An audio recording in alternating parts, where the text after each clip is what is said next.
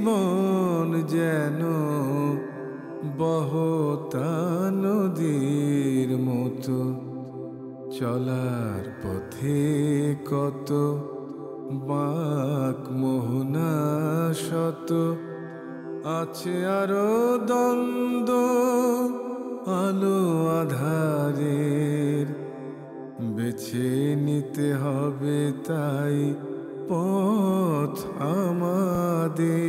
আসসালামু আলাইকুম প্রিয় দর্শক, আপনারা যারা দেশে আছেন প্রবাসে, সবাইকে জানাই অনেক অনেক প্রীতি ও শুভেচ্ছা। শুরু হলো অ্যান্টিবি আয়োজিত এবং লাভ হলো নিবেদিত অনুষ্ঠান আলোকপাত। আমাদের আজকের বিষয় রাহমাতুল লিল আলামিন। আপনাদের সাথে আছে আমি জয়নুল আবেদিন আজাদ। আর আজকে অতিথি হিসেবে আমাদের মাঝে উপস্থিত আছেন বিশিষ্ট ইসলামী চিন্তাবিদ শায়েখ আহমদুল্লাহ।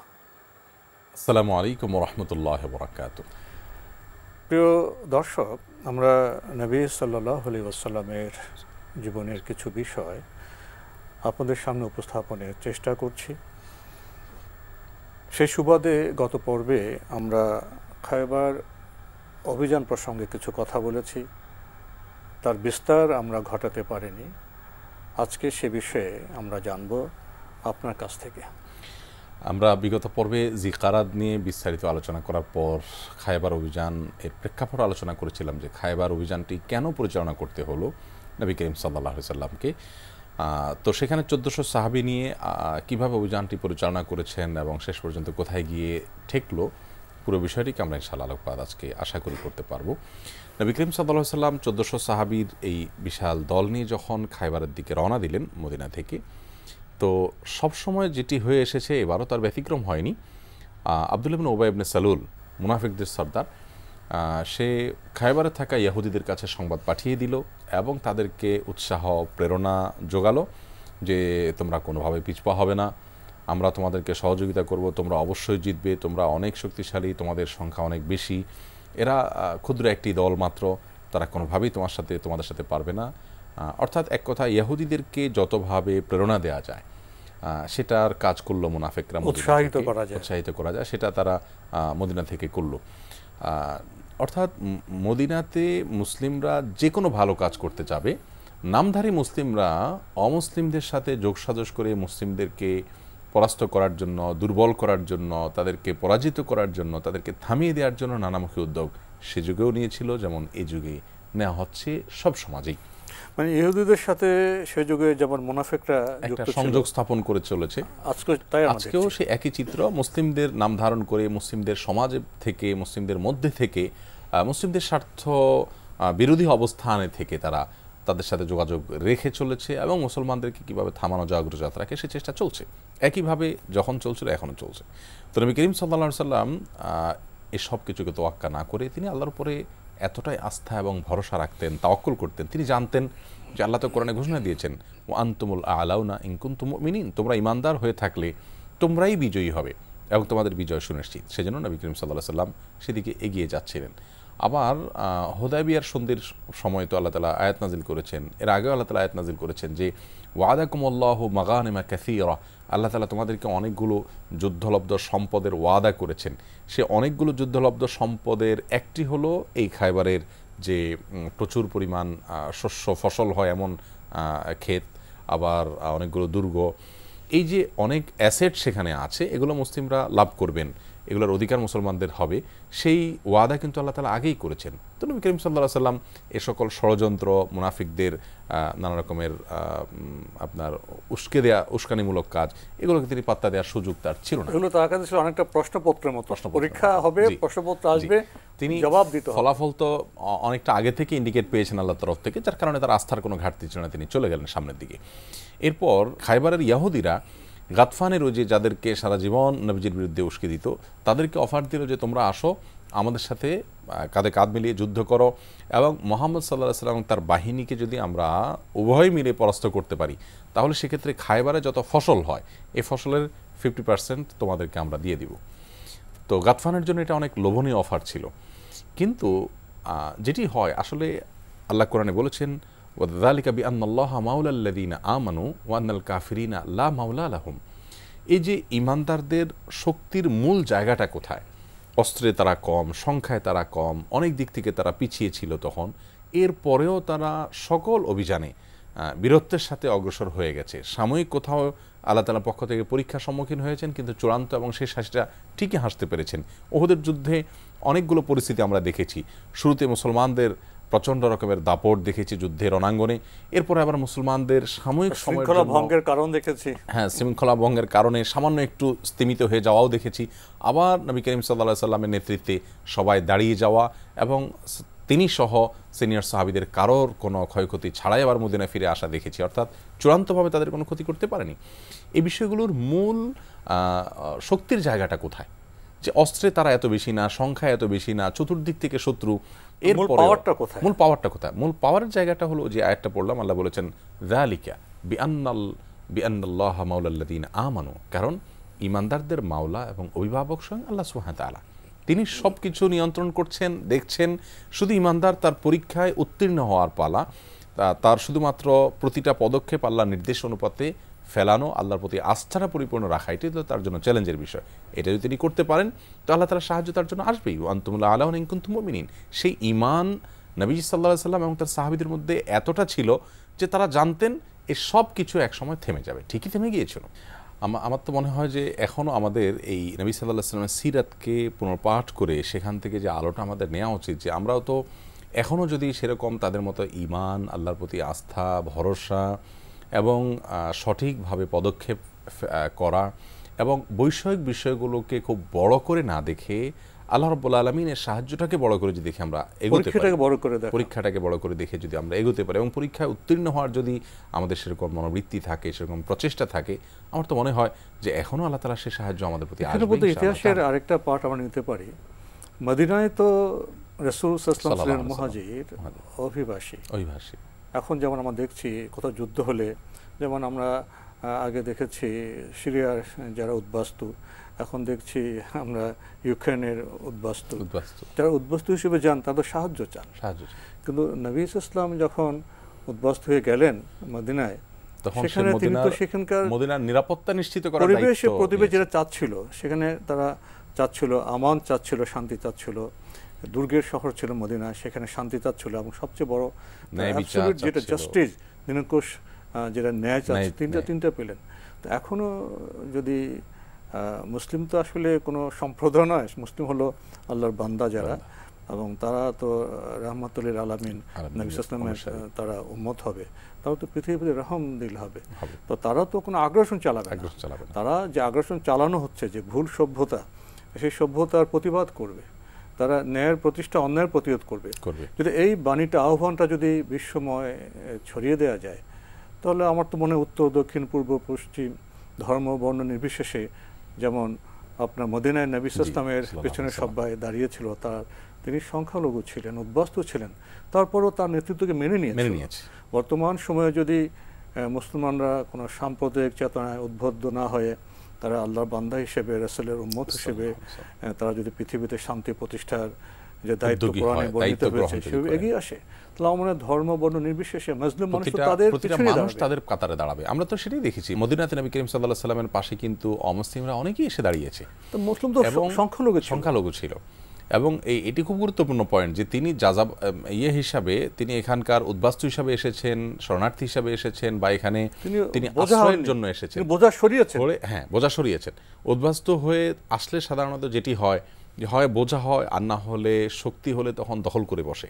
এর কোনোটিই করেননি, বরং যারা মদিনায় ছিলেন তাদের এই মদিনায় বসবাসের জন্য যে উপযোগিতা দরকার, তার সব পরিবেশ দরকার ছিল, সমাজ দরকার ছিল, ইনসাফ দরকার ছিল, উপহার দিয়েছেন। ফলে সংখ্যালঘু হওয়ার পরও মদিনার যারা সাধারণ মানুষ, জনগণ, সবাই তাকে নেতৃত্ব মেনে নিয়েছে। তো আজ আমাদের যারা ইসলামকে আমরা মানে প্র্যাকটিস করি, এবং বিশেষ করে আমাদের যারা নেতৃস্থানীয় আছেন, ওলামা ইকরাম আছেন, অন্য যারা আছেন, তারা যদি সাধারণ মানুষের কল্যাণে নিজেকে নিবেদন করতে পারেন এবং আপামর সাধারণ মানুষ যদি বুঝে যে ধর্ম, বর্ণ নির্বিশেষে সকলের মুক্তির কাজ করেন, যে সবাই মুক্তির জন্য তারা কাজ করছেন, সাম্প্রদায়িক চেতনা ক্ষুদ্রতা এখানে আসবে না, সামান্য বৈষয়িক কোনো ভাবনাই তাদের মাথায় থাকবে না, তাহলে সেক্ষেত্রে দলমত নির্বিশেষে প্রতিটা মানুষই তাদের পেছনে দাঁড়াবে, যেটি নবী সাল্লাল্লাহু আলাইহি সাল্লামের পরবর্তীতে আমরা দেখেছি তার পেছনে সবাই দাঁড়িয়ে গিয়েছিল। তো খাইবারের যে এটা বলছিলাম আমরা যে তাদের বিরুদ্ধে অর্থাৎ নবী সাল্লাল্লাহু আলাইহি সাল্লাম এবং সাহাবীদের বিরুদ্ধে গাতফানকে উস্কে দিয়ে তাদেরকেও জড়াতে চেয়েছিল খাইবার ইয়াহুদিরা, কিন্তু ওই যে আমি যে আয়াত থেকে অন্যদিকে গেলাম আমরা, যে আল্লাহ তাআলা যেখানে ইমানদারদের অভিভাবক ইমানের কারণে, আর ওয়ান্নাল কাফিরিনা লা মাওলা লাহুম, যারা আল্লাহর প্রতি অবিশ্বাসী তাদের কোনো অভিভাবক নেই, যার ফলশ্রুতিতে গাতফান তারা খায়বারের এত শিক্ষিত এবং এত অস্ত্রশস্ত্রে সজ্জিত, এত দুর্গে পরিবেষ্টিত ইহুদিদের তাদের সাথে যুদ্ধ করার জন্য সাহস তারা দেখাতে পারলো না, কারণ এরা ভালো করে জানতো যে মুহাম্মদ সাল্লাল্লাহু আলাইহি সাল্লাম কোনো সাধারণ মানুষ নন, তাকে সরাসরি আল্লাহ রাব্বুল আলামিন গাইড করছেন। অতএব তিনি যদি কোনো দিকে মুভ করেন, তার যদি কোনো দিকে অভিযান হয়, সে অভিযানে তার সামনে দাঁড়ানো এটা কোন অবস্থাতেই নিজেকে ধ্বংসের মধ্যে ফেলা যায় না। বুঝতো এবং নবী সাল্লাল্লাহু আলাইহি শক্তি কোথায় এটা তারা জানতো। পরে তারা সংখ্যা বিশ্লেষণে অনেক শক্তিশালী হওয়ার পরও তারা কিন্তু আসতো না, এবং গাতফান এক্ষেত্রেও কিন্তু আসেনি, তারা ডিনাই করেছে সেই আপনার খায়বার ইহুদিদের সে প্রস্তাবকে। পরবর্তীতে মদিনার মুনাফিকরা এখান থেকে শুধু উস্কেই দিল, তারা তো আর যে গেল না, যেটা মুনাফিকরা সবসময় করে, কখনো যায় না, শুধু উস্কেই দেয়। পরবর্তীতে নবী সাল্লাল্লাহু আলাইহি সাল্লাম সেখানে গিয়ে পৌঁছালেন। খায়বারের অবস্থা হলো যে খায়বারে মোট 8টি দুর্গ ছিল, যেটা আমরা বিগত পর্বেও সম্ভবত বলেছিলাম। 2টি এলাকা জুড়ে 5টি আর এক এলাকায় 3টি, মোট 8টি দুর্গ ছিল। এই 8টি দুর্গের মধ্যে নবী করিম সাল্লাল্লাহু আলাইহি সাল্লাম একটি একটি করে সবগুলা দুর্গ তিনি জয় করে ছেড়েছেন। এর মধ্যে ওখানে যে পৌঁছার পর তিনি একটা পয়েন্ট এখানে বলার মতো, ওখানে যে পৌঁছার পর তিনি প্রথম যে কাজটি বললেন, সবাইকে বললেন তোমরা থামো। পুরো 1400 লোকের বাহিনীকে থামানোর পর তিনি আল্লাহ তাআলার কাছে দীর্ঘ এক দোয়া শুরু করলেন, এবং সেই দোয়ায় আল্লাহর প্রশংসা করে, আল্লাহর গুণকীর্তন করে আমরা যাব এবং ভালোভাবে যাব। নিতে হবে তাই পথ আমাদের আজকের বিষয় রাহমাতুল লিল আলামিন। বিরতির আগে আমরা খুব একটি গুরুত্বপূর্ণ জায়গায় থেমেছিলাম। খায়বার যুদ্ধ শুরু হবে, যুদ্ধের প্রস্তুতির সাথে সাথে কি বিষয়টি যুক্ত হলো? দোয়া। এ বিষয়ে আপনার কাছে জানতে চাইব। নবী করিম সাল্লাল্লাহু আলাইহি সাল্লামকে আমরা এর আগেও দেখেছি, বদরের যে প্রথম সম্মুখ সমর ছিল ইসলামের ইতিহাসে, সেই অভিযানেও নবী সাল্লাল্লাহু আলাইহি সাল্লাম দোয়ায় মগ্ন হয়ে গেলেন অভিযান শুরুর আগেই কিন্তু, এবং সে দোয়াটা ছিল এত দীর্ঘ। বুখারীর বর্ণনা মতে নবী করিম সাল্লাল্লাহু আলাইহি সাল্লামের সে দোয়ায় তার যে কাতরতা ছিল, তার যে আকুতি ছিল, তার যে কান্নাকাটি ছিল, আত্মসমর্পণ ছিল, আল্লাহর কাছে তার যে আকুলভাবে আবেদন করার প্রয়াস ছিল, সেটি দেখে, তার চোখের পানি দেখে, তার কান্না দেখে আবু বকর সিদ্দিকের মতো রাদিয়াল্লাহু তাআলার মতো মানুষ, অন্য সাহাবীরা অনেকে নবী সাল্লাল্লাহু আলাইহি সাল্লামকে এসে সান্ত্বনা দিলেন এবং বললেন যে হে আল্লাহর রাসূল, আপনি নিজের প্রতি নিজে রহম করুন, আপনি দোয়া করতে করতে নিজেকে শেষ করে দিবেন, আল্লাহ তাআলা আপনার দোয়া অবশ্যই শুনবেন। তাকে সান্ত্বনা দিলেন, এবং ফলশ্রুতি কি হলো সেটা আমরা দেখলাম। দেখুন, একই ঘটনা উহুদেও হয়েছে, একই ঘটনা আমরা দেখলাম যে খন্দকেও হয়েছে, এবং একই ঘটনা এখানে খায়বারেও ঘটেছে। যে নবী সাল্লাল্লাহু আলাইহি সাল্লাম অভিযান শুরুর আগে সাহাবীদের পুরো টিমকে, পুরো সৈন্যবাহিনীকে থামিয়ে বললেন যে তোমরা একটু থামো, দোয়া করলেন।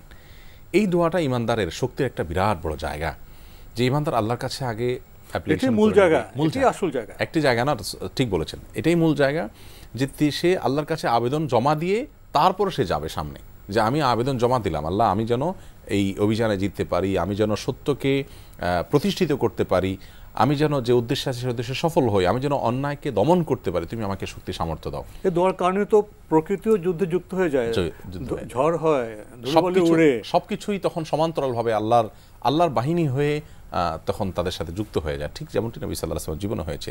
নবী করিম সাল্লাল্লাহু আলাইহি ওয়াসাল্লামের পুরো জীবনটা দেখলে, আমরা শুধু অভিযানের কথা কেন বলছি, তার পুরো জীবন দেখলাম, আপনি দেখবেন যে উনি ওয়াশরুমে ঢুকবেন, এইটা একটা পদক্ষেপ, যে আমি এখন ওয়াশরুমে যাচ্ছি, যাওয়ার আগে আল্লাহর কাছে দোয়া করে তারপর যাচ্ছেন, যে ওখানে সবসময় অনুগত, সবসময় আল্লাহর বিধান মেনে চলা, বান্দিগি থাকা। অর্থাৎ আমরা আজকাল যে বলি নিজেদেরকে আল্লাহর বান্দা হিসেবে আমরা দাবি করছি মুখে, আমি আসলে কতটা আল্লাহর বান্দা হতে পেরেছি, বন্দেগী কতটা করতে পেরেছি, কতটা আল্লাহর কাছে নিবেদন করতে পেরেছি। আমি ওয়াশরুমে যাচ্ছি, আল্লাহ সেখানকার ক্ষয়ক্ষতি থেকে আপনি আপনার কাছে পানা চাই, আল্লাহ আমি খাবার শুরু করছি, এটার মধ্যে বারাকা চাই, কল্যাণ চাই, খাবারটা কল্যাণ চাচ্ছি, আমি গবেষণায় যাচ্ছি, আমি যুদ্ধে যাচ্ছি, আমি সেখানে তোমার কাছ থেকে কল্যাণ চাইছি, আল্লাহ আমি বাসা থেকে বের হচ্ছি, বিসমিল্লাহ তাওয়াক্কালতু আল্লাহ বা বিসমিল্লাহ।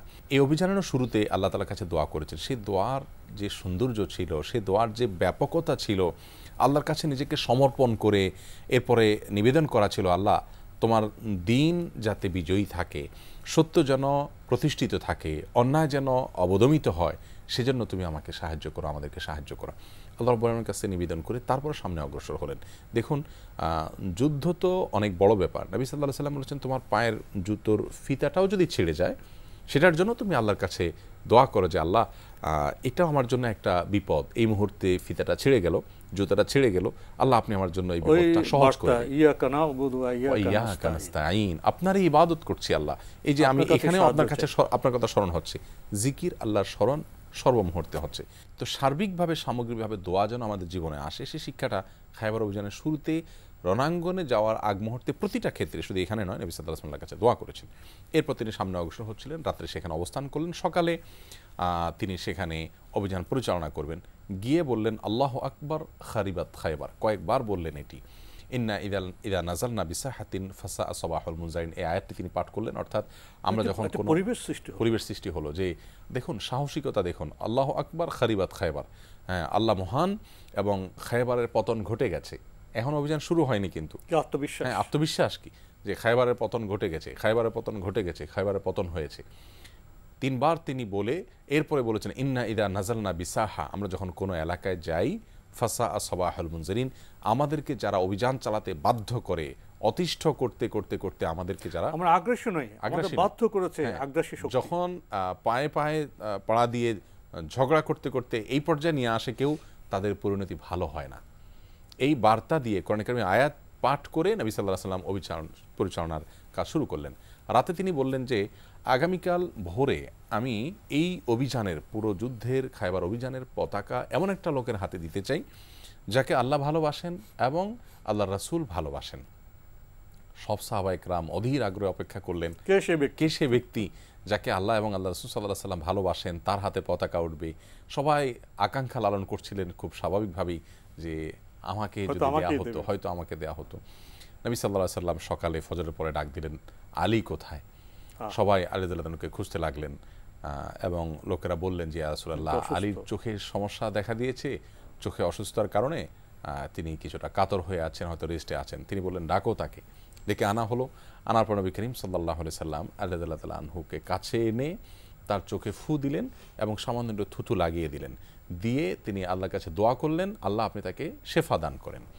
তার এ দোয়ার পর সাথে সাথে তিনি সুস্থ হলেন। সুস্থ হলেন শুধু তা নয়, এমন সুস্থ হলেন যে তার চোখে কোনো অসুবিধা ছিল সেরকম কোনো আলামতই আর ছিল না, পূর্বের চাইতেও আরও ভালো সুস্থ হলেন। এরপর নবী করিম সাল্লাল্লাহু আলাইহি সাল্লাম তার হাতে পতাকা তুলে দিলেন এবং তাকে বললেন যাও। আলী রাদিয়াল্লাহু তাআলা আনহু অভিযানের নেতৃত্ব দিয়ে চলে গেলেন। সর্বপ্রথম নাইম নামক যে দুর্গ, নাইম দুর্গ, এটির যে গেট ছিল, এই গেট ছিল অনেক ভারী, লোহার গেট। বিশেষ করে আমরা যারা মক্কা মদিনায় গিয়েছি এবং প্রাচীন পুরাকীর্তিগুলো দেখছি, এমনকি হারামের যে গেটগুলো, এগুলো দেখলে বোঝা যায় যে কত বিশাল বিশাল এবং কত ভারী। এই গেটগুলো এখন যেরকম দুই পাল্লার গেট, সবসময় এরকম ছিল না, অনেক সময় এগুলো উত্তোলন করার মতো ছিল। তো এরকম একটা গেট ছিল নাইম আপনার দুর্গের।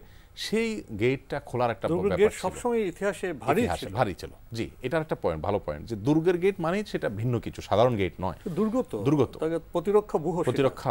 অতএব সেই প্রতিরক্ষা ব্যুহ হওয়ার কারণে এটার গেট ছিল একটা বিশেষভাবে ভারী এবং শক্তিশালী, অনেক শক্তির প্রয়োজন হতো এটা খোলার জন্য। আলী রাদিয়াল্লাহু তাআলা আনহু একাই সেই গেট উন্মোচন করে ফেললেন এবং সমস্ত মানুষ অবাক হয়ে গেল যে কিভাবে এটা সম্ভব হতে পারে। ওই যে নবী সাল্লাল্লাহু আলাইহি সাল্লাম দোয়া করে দিয়েছেন তার জন্য। তো যাই হোক, নবী করিম সাল্লাল্লাহু আলাইহি সাল্লামের এই দুর্গের দরজার কথা বলছিলাম, যে আলী রাদিয়াল্লাহু তাআলা সেটা খুললেন। খোলার পর সেই দুর্গের নেতৃত্বে ছিল মারহাব নামক এক লোক। মারহাবের ব্যাপারে জনশ্রুতি ছিল যে সে একা 1000 যোদ্ধার সাথে লড়তে পারে, 1000 সহস্র যোদ্ধার কাজ একা করতে পারে, সে এত শক্তিশালী ছিল। আলী রাদিয়াল্লাহু তাআলা, এটাও বর্তমান সময়ের আমরা যারা এখন প্রযুক্তি নিয়ে কাজ করি, ইতিহাসের সে বিষয়গুলো জানি না। আগে যারা বর্ব যোদ্ধা ছিলেন এক এক রাষ্ট্রের, তাদেরকে সেভাবে পরিগঠন করা হতো। তাদের খাওয়া দাওয়া, শরীর চর্চা, যে এগুলো দেখে ভয়াবহ অবস্থা জি। সেগুলো ছিল অতীতে, সেগুলো ছিল। তারা তো বটেই, এমনকি তাদের যে সমস্ত আরোহী ঘোড়া, ওঁট, তাদেরকেও সেভাবে প্রস্তুত করা হতো এবং ঘোড়ার ব্যাপারেও এভাবে জনশ্রুতি থাকতো যে এই ঘোড়াটি শত শত ঘোড়ার মধ্যে যুদ্ধের জন্য অনেক বেশি উপযোগী, সেভাবে তাকে প্রস্তুত করা পরিগঠন করা হতো। আমরা শেষের দিকে শেষ করতে হবে। তো আলী রাদিয়াল্লাহু তাআলা আনহু যেটি করলেন যে এই অবস্থায় মারহাবের সাথে তিনি প্রথম নিজেই লড়লেন। দেখুন আজকালকার মতো নয় যে চুপে চাপে পেছন থেকে ঠুসঠাস করে মারার চেষ্টা, দায়িত্ব পেয়েছেন মুখোমুখি এবং সবার আগে, তার অধীনে অনেক যুদ্ধ হবে সবার আগে। এই যে সাহসিকতা, এই যে বীরত্ব সে তিনি প্রদর্শন করলেন। এরপর যুদ্ধ হলো, নাইমের সাথে যে তার সম্মুখ লড়াই হলো, সেই সম্মুখ লড়াই আলী রাদিয়াল্লাহু তাআলা আনহু খুব সহজেই আল্লাহ তাআলা তাকে বিজয় দিলেন এবং নাইমকে তিনি পরাস্ত করলেন, সে মারা গেল। নাইম দুর্গের যে দায়িত্বশীল ছিল ইহুদিদের তরফে মারহাব, যার নাম ছিল সে। এরপরে সবাই তো চিৎকার করে উঠলো এবং নারায়ে তাকবীর উঠলো যে তিনি আলহামদুলিল্লাহ বিজয়ের সূচনা করলেন এবং সবচেয়ে বড় দুর্গটা দখল হয়ে গেল। 8টি দুর্গের প্রথম দুর্গ যে নাইম, তার পরাজয় হলো এবং তাদের যে দায়িত্বশীল ছিলেন বীর যোদ্ধা, তার পরাজয় হলো। আজকে আমরা এই বিষয়ে আর অগ্রসর হতে পারবো না। বাকি দুর্গের যে পরাজয় সে সম্পর্কে আমরা ইনশাআল্লাহ আগামী পর্বে আপনার কাছ থেকে জানার চেষ্টা করব। আপনি আজকে কষ্ট করে আমাদের স্টুডিওতে এসেছেন, সময় দিয়েছেন, সেজন্য আপনাকে অনেক ধন্যবাদ। আপনাকে অনেক অনেক ধন্যবাদ। প্রিয় দর্শক, আমরা দেখছিলাম এনটিভি আয়োজিত এবং লাভেলো নিবেদিত টক শো আলোকপাত। আমাদের আজকের বিষয় ছিল রাহমাতুল লিল আলামিন। আমাদের এই অনুষ্ঠান আপনারা এনটিভি অনলাইনেও দেখতে পারবেন, ভিজিট করুন www.ntvbd.com। এছাড়া ইউটিউবে এবং আমাদের ভেরিফাইড ফেসবুক পেজে অনুষ্ঠান দেখতে পারবেন। প্রিয় দর্শক, যখন আমরা যুদ্ধের কাহিনী পড়ি সেখানে রোমান্স থাকে, বীরগাথা থাকে, এটি মানব যে মনন সেখানে কিছুটা আগ্রহের সৃষ্টি করে। কিন্তু ইসলামের যে যুদ্ধ, বিশেষ করে রাহমাতুল লিল আলামিনের যে যুদ্ধ বা অভিযান, সেখানে উপলব্ধি করার মতো অনেক বিষয় আছে। যুদ্ধ কেন হয়, ইসলামের যুদ্ধটা কি আত্মরক্ষামূলক, ন্যায়ের প্রতিষ্ঠা, অন্যায়ের প্রতিরোধ, না আগ্রাসী, এই বিষয়গুলো উপলব্ধি করতে হবে। বর্তমান সভ্যতাতে যুদ্ধ মানে আগ্রাসন, যার শক্তি আছে, প্রযুক্তি আছে, তিনি যুদ্ধ চালিয়ে যাবেন। কিন্তু ইসলামের যুদ্ধ সেরকম ছিল না। প্রতিটি মানুষের সার্বভৌমত্ব নিয়ে শান্তিতে বসবাসের অধিকার আছে। সে অধিকার যখন হামলা হবে তখন মানুষ বীরের মতো লড়বে, অধিকার রক্ষায় লড়বে, অন্যায়ের বিরুদ্ধে লড়বে, মানুষের সভ্যতার যে প্রতিষ্ঠা তার পক্ষে লড়বে। সে বার্তা আমরা খায়বার যুদ্ধে পেলাম। সামনে এই বিষয়ে ইনশাআল্লাহ আমরা আরও জানব। প্রিয় দর্শক, মহান আল্লাহ আমাদের সবাইকে নিরাপদে রাখুন, রাখুন শান্তিতে।